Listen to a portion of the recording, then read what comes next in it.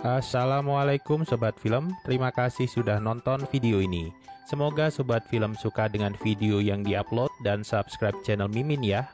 Oke, sekarang kita akan menceritakan dongeng tentang siluman ular penjaga batas dunia manusia dan dunia roh yang merasakan indahnya jatuh cinta dengan manusia biasa. Bagaimanakah kisah kelanjutannya? Mari kita simak dongengnya. Let's check it out. Dikisahkan bahwa padang pasir kuning merupakan tempat singgah roh yang tidak dapat masuk alam baka dan bereinkarnasi. Tiap roh yang terjebak dalam padang pasir kuning akan disuguhi dengan sup penghilang ingatan yang amat lezat dan terbuat dari 8 jenis air mata. Roh yang meminum sup tersebut akan terbebas dari ingatan dunianya dan berakhir menjadi santapan siluman ular penjaga padang pasir kuning. Hari-hari dilalui sang siluman ular ditemani oleh Xiaoqi, yaitu anaknya yang buruk rupa dan bodoh, sebab arwah spiritualnya sebagian dicuri pada saat ia dilahirkan. Hingga suatu saat, datanglah seorang biksu bernama Wuqing, manusia hidup yang disangka sang siluman telah menjadi roh.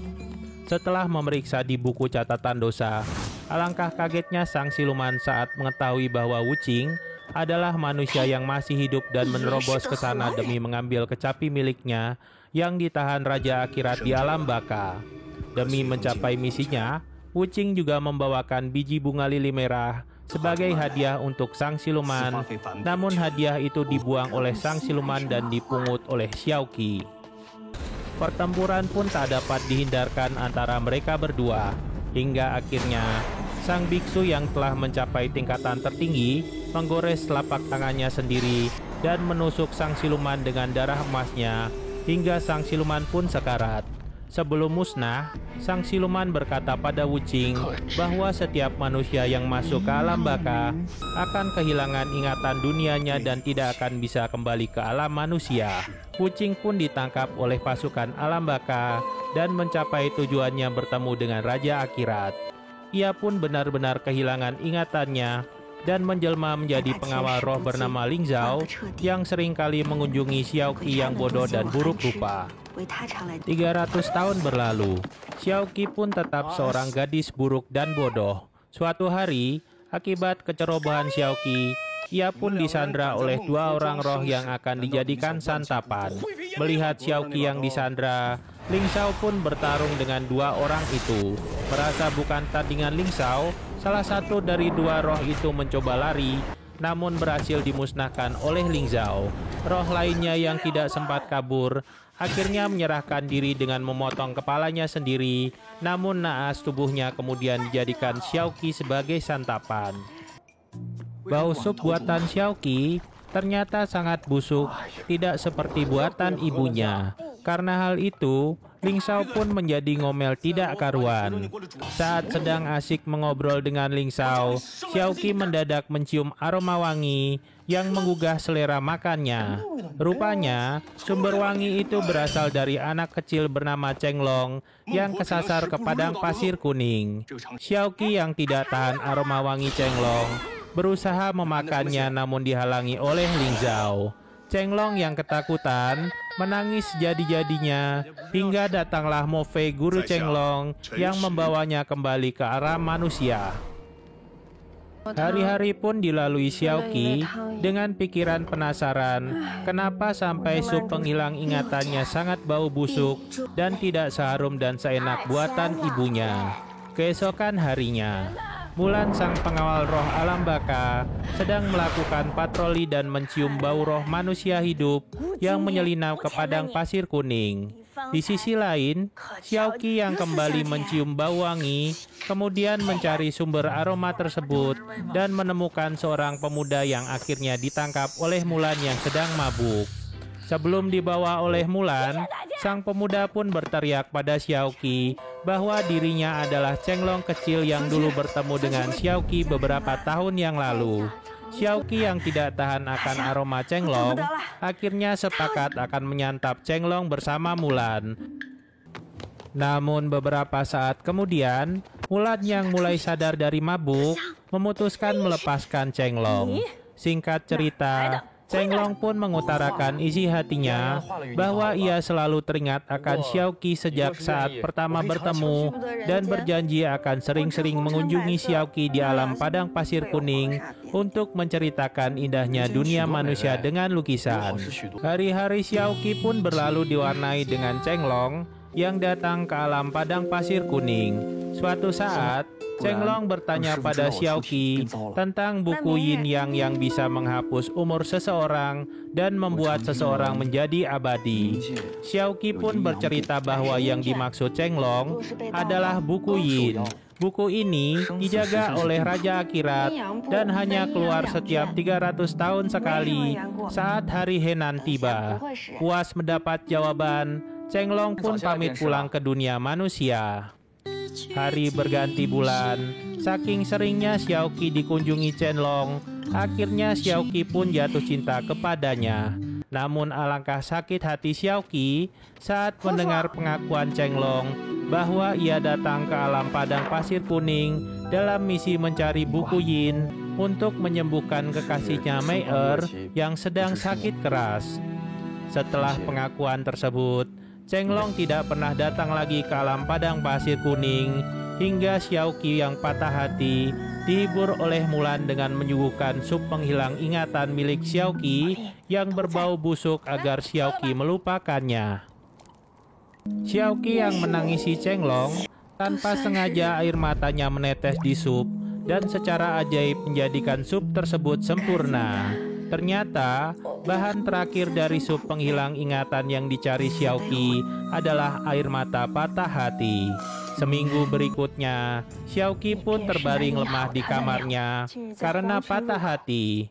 Hingga akhirnya Chenglong datang dan mengatakan bahwa ia tidak datang ke alam padang pasir kuning karena merawat gurunya yang sedang sakit berat. Terbawa oleh suasana romantis, mereka berdua pun akhirnya bercinta.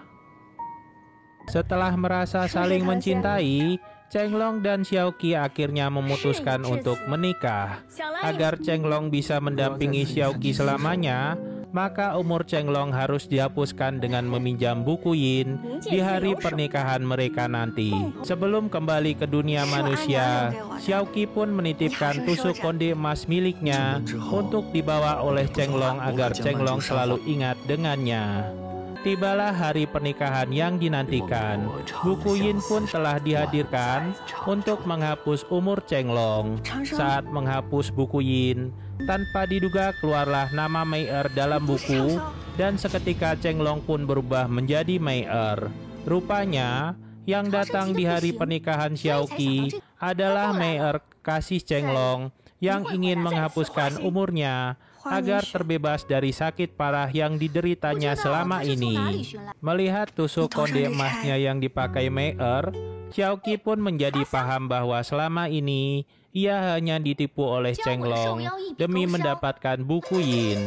Xiaoqi pun hanya meminta satu permintaan kepada Mei agar mengembalikan buku Yin kepadanya.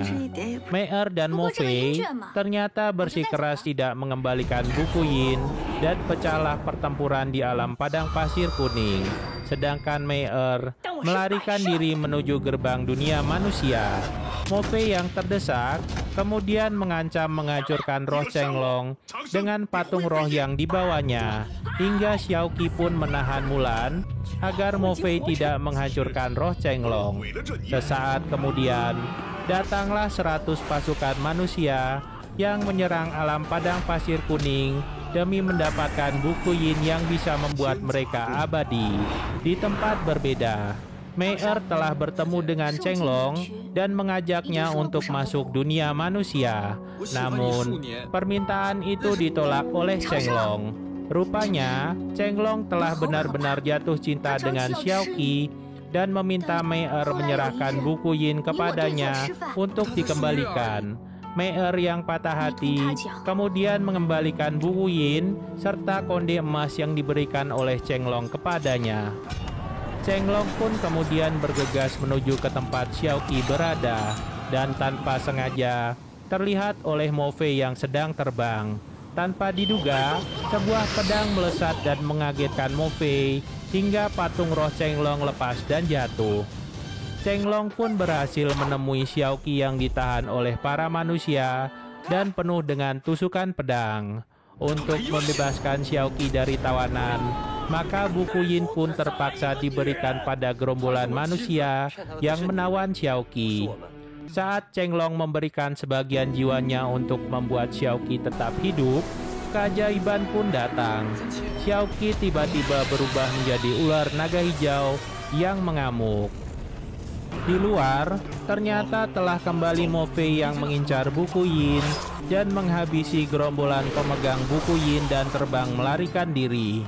Xiaoqi yang mengetahui buku Yin dibawa oleh Mo Fei, kemudian mengejar Mo Fei dan memakannya hidup-hidup.